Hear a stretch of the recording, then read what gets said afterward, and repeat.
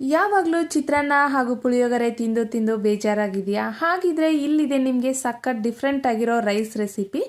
ಇದರಲ್ಲಿ ನೀವು ಪನ್ನೀರ್ ಆಮೇಲೆ ಎಲ್ಲ ತರಕಾರಿಗಳನ್ನು ಯೂಸ್ ಮಾಡಿರೋದ್ರಿಂದ ತುಂಬಾನೇ ಟೇಸ್ಟಿಯಾಗಿರುತ್ತೆ. ಒಂದ್ಸರಿ ಆದರೂ ನಿಮ್ಮ ಮನೆಯಲ್ಲಿ ಈ ರೈಸ್ ರೆಸಿಪಿನ ಮಾಡೋದನ್ನ ಮರೆಯೋದಕ್ಕೆ ಹೋಗಬೇಡಿ. ಸಖತ್ ಟೇಸ್ಟಿಯಾಗಿರುತ್ತೆ. ಆಮೇಲೆ ಎಲ್ಲರೂ ಕೂಡ ತುಂಬ ಇಷ್ಟಪಡ್ತಾರೆ. ಹಾಗಾದರೆ ಮಾಡೋದು ಯಾವ ಥರ ಅಂತ ಹೇಳ್ಕೊಡ್ತೀನಿ ಬನ್ನಿ. ನಾನಿಲ್ಲಿ ಸ್ಟವ್ ಆನ್ ಮಾಡಿಕೊಂಡು ಅದ್ರ ಮೇಲೆ ಒಂದು ಪಾತ್ರೆನ ಇಟ್ಕೊಂಡು ಒಗ್ಗರಣೆಗೆ ಬೇಕಾಗುವಷ್ಟು ಎಣ್ಣೆನ ಹಾಕೊಳ್ತಾ ಇದ್ದೀನಿ. ಎಣ್ಣೆನ ಹಾಕೊಂಡಿದ್ದಾದ್ಮೇಲೆ ಜೀರಿಗೆನ ಹಾಕೊಳ್ತಾ ಇದ್ದೀನಿ. ಜೀರಿಗೆ ಹಾಕೊಂಡಿದ್ದಾದ್ಮೇಲೆ ನಾನು ಇಲ್ಲಿ 2 ಈರುಳ್ಳಿನ ಹಾಕೊಳ್ತಾ ಇದ್ದೀನಿ. ಇದನ್ನ ಚೆನ್ನಾಗಿ ಫ್ರೈ ಮಾಡ್ಕೊಂಡಿದ್ದಾದ್ಮೇಲೆ ಶುಂಠಿ ಬೆಳ್ಳುಳ್ಳಿ ಪೇಸ್ಟನ್ನು ಹಾಕೊಳ್ತಾ ಇದ್ದೀನಿ. ಇದನ್ನು ಕೂಡ ಚೆನ್ನಾಗಿ ಮಿಕ್ಸ್ ಮಾಡಿಕೊಂಡು ಫ್ರೈ ಮಾಡ್ಕೊಳ್ತೀನಿ.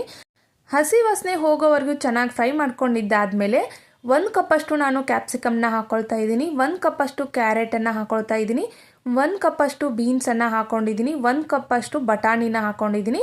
ಆಮೇಲೆ 1 ಕಪ್ಪಷ್ಟು ನಾನು ಇಲ್ಲಿ ಸ್ವೀಟ್ ಕಾರ್ನನ್ನು ಹಾಕ್ಕೊಂಡಿದ್ದೀನಿ. ಇದಕ್ಕೆ ಸ್ವಲ್ಪ ಉಪ್ಪನ್ನು ಹಾಕೊಳ್ತಾ ಇದ್ದೀನಿ. ರುಚಿಗೆ ತಕ್ಕಷ್ಟು ಉಪ್ಪನ್ನು ಹಾಕೊಳ್ಳೋದ್ರಿಂದ ಏನಾಗತ್ತಂದರೆ ತರಕಾರಿ ಎಲ್ಲ ಬೇಗ ಸಾಫ್ಟಾಗಿ ಚೆನ್ನಾಗಿ ಬೇಯುತ್ತೆ. ಸೊ ಹಾಗಾಗಿ ರುಚಿಗೆ ತಕ್ಕಷ್ಟು ಉಪ್ಪನ್ನು ನಾನು ಈಗಲೇ ಹಾಕ್ಕೊಳ್ತಾ ಇದ್ದೀನಿ. ಚೆನ್ನಾಗಿ ಇದನ್ನು ಮಿಕ್ಸ್ ಮಾಡಿಕೊಂಡು ಇದ್ರ ಮೇಲೆ ಒಂದು ಲಿಡ್ನ ಕ್ಲೋಸ್ ಮಾಡಿ ಸ್ವಲ್ಪ ಬೇಯೋದಕ್ಕೆ ಅಂತ ಇಡ್ತೀನಿ.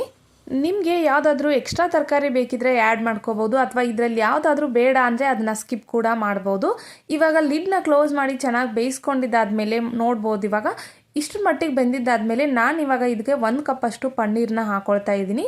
ಪನ್ನೀರನ್ನ ನೀವು ಬೇಕಿದ್ರೆ ಫ್ರೈ ಮಾಡಿ ಕೂಡ ಹಾಕೋಬಹುದು. ನಾನಿಲ್ಲಿ ಫ್ರೈ ಮಾಡಿಲ್ಲ, ಸೊ ಹಾಗೆ ಡೈರೆಕ್ಟಾಗಿ ಹಾಕೊಂಡ್ಬಿಟ್ಟು ಇದನ್ನ ಚೆನ್ನಾಗಿ ಮಿಕ್ಸ್ ಮಾಡಿಕೊಂಡು ಸ್ವಲ್ಪ ಲಿಡ್ನ ಕ್ಲೋಸ್ ಮಾಡಿ ಚೆನ್ನಾಗಿ ಇವಾಗ ಒಂದು 40 ಸೆಕೆಂಡ್ ಬೇಯಿಸ್ಕೊಂಡ್ರೆ ಸಾಕು. ತುಂಬ ಹೊತ್ತು ಬೇಯಿಸ್ಕೊಳ್ಬೇಕು ಅನ್ನೋ ಅವಶ್ಯಕತೆ ಇಲ್ಲ.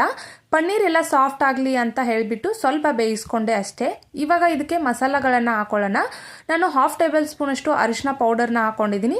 1/2 ಟೇಬಲ್ ಸ್ಪೂನಷ್ಟು ಗರಂ ಮಸಾಲ ಹಾಕೊಂಡಿದ್ದೀನಿ. 1 ಟೇಬಲ್ ಸ್ಪೂನಷ್ಟು ಧನಿಯಾ ಪೌಡರ್ನ ಹಾಕೊಂಡಿದ್ದೀನಿ. ರುಚಿಗೆ ತಕ್ಕಷ್ಟು ನಾವು ಚಿಲ್ಲಿ ಪೌಡರ್ನ ಯೂಸ್ ಮಾಡ್ಕೋಬೇಕು. ಇಷ್ಟಾದರೆ ಸಾಕು, ತುಂಬ ಮಸಾಲ ಹಾಕೊಳ್ಳೋ ಅವಶ್ಯಕತೆ ಏನಿಲ್ಲ. ಒಂದು garam masala, 1/2 table spoon garam masala, 1 table ಸ್ಪೂನಷ್ಟು ಧನಿಯಾ ಪೌಡರು ಇಷ್ಟಿದ್ರೆ ಸಾಕು. ಇವಾಗ ಮತ್ತೆ ಒಂದ್ಸರಿ ಲಿಡ್ನ ಕ್ಲೋಸ್ ಮಾಡಿ ಒಂದು 40 ಸೆಕೆಂಡ್ಸ್ ಬೇಯಿಸ್ಕೊಳ್ತಾ ಇದ್ದೀನಿ. ಯಾಕಂತ ಅಂದರೆ ಮಸಾಲೆ ಎಲ್ಲ ಚೆನ್ನಾಗಿ ತರಕಾರಿ ಜೊತೆಗೆ ಹೊಂದ್ಕೊಳ್ಳಿ ಅನ್ನೋದಕ್ಕೋಸ್ಕರ. ಇವಾಗ 40 ಸೆಕೆಂಡ್ಸ್ ಆದಮೇಲೆ ಓಪನ್ ಮಾಡಿಕೊಂಡು ರೈಸ್ನ ಹಾಕ್ಕೊಳ್ತಾ ಇದ್ದೀನಿ.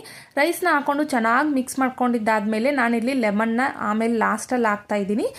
ಚೆನ್ನಾಗಿ ಒಂದು 1/2 ಲೆಮನ್ ಹಾಕ್ಬಿಟ್ಟು ನಮಗೆ ಕೊತ್ತಂಬರಿ ಸೊಪ್ಪನ್ನು ಹಾಕ್ಕೊಂಡು ಚೆನ್ನಾಗಿ ಇದನ್ನ ಮಿಕ್ಸ್ ಮಾಡ್ಕೊಂಡ್ಬಿಟ್ರೆ ಮುಗ್ದೋಯ್ತು. ಇವಾಗ ನಿಮಗೆ ಟೇಸ್ಟನ್ನು ನೋಡ್ಕೊಂಡ್ಬಿಟ್ಟು ಉಪ್ಪು ಕಡಿಮೆ ಆಗಿದೆ ಅಂದರೆ ನೀವು ಉಪ್ಪನ್ನು ಸೇರಿಸ್ಕೋಬೋದು. ಇವಾಗ ನೋಡ್ಬೋದು ಸಖತ್ ಟೇಸ್ಟಿಯಾಗಿರೋ ರೈಸ್ ರೆಡಿ ಆಯಿತು. ಇಷ್ಟ ಆದರೆ ಫಾಲೋ ಮಾಡೋದನ್ನು ಮರೆಯೋದಕ್ಕೆ ಹೋಗಬೇಡಿ. Thanks for watching.